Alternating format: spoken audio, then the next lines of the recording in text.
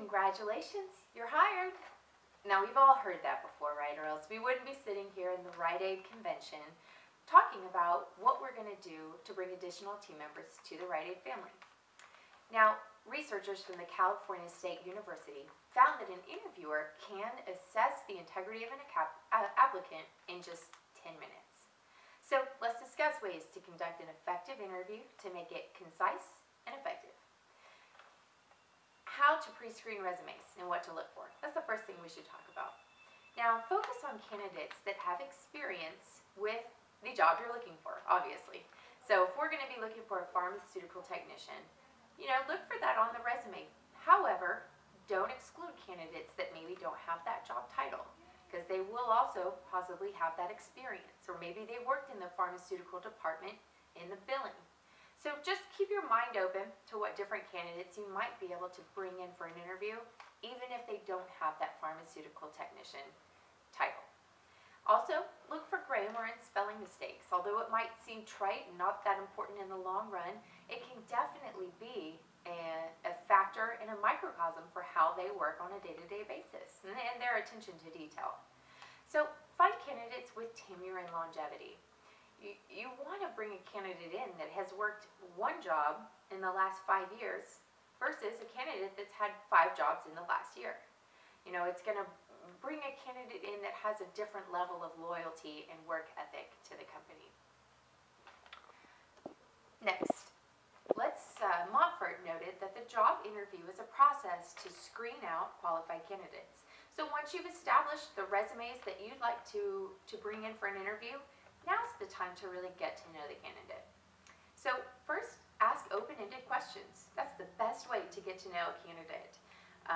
Let them answer things like, tell me about your previous position, or describe in detail to me what you would do in this situation. Now, ensure that you don't fill in the gaps. It's easy when you ask a question that does, make a candidate think. It's easy to fill in the gaps and say, well, let's move on if there's an uncomfortable silence or something. But I encourage you to not do that, because it truly is an opportunity to see how a candidate handles a pressure situation. Now, according to Clifford Keene, and his article is Supervisor's Guide to Effective Interviewing, he says that a common error ineffective interviewers make is that they concentrate exclusively on the questions that they're going to ask and don't actually hear what the applicant is saying. So, listen. If you're asking a powerful question, make sure you listen to how the candidate answers, because that's also going to give you a good sign of what they are like on a day-to-day basis. So, what are the most powerful ways to close an interview? Once this candidate has answered powerful and tough questions that have made them think, those are going to be the deciding factor on what you do next. So, first, thank the candidate for coming in. They did take time out of their day to come meet with you. Make sure you take the time to answer any additional questions. In a survey conducted by the Pittsburgh Post-Gazette, 70% of the respondents stated that having an interviewer act like he doesn't have time to meet with you or answer questions was the most offensive behavior. So, make sure you answer questions. Provide a time frame also for making a decision and set clear expectations. So in conclusion, let's recap what we've discussed. First, review resumes and find candidates that have the experience you're looking for.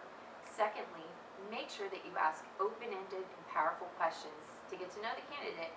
And lastly, set very clear expectations on what the next step is going to be. So what I want everyone to do is think about and reflect on an interview that you had that maybe wasn't the most successful. Maybe you left feeling confused and unfulfilled, and think about what came of that, and typically it's not going to be much. So the Akron Beacon Journal stated that the 70% of all jobs are obtained through networking. So what's the point?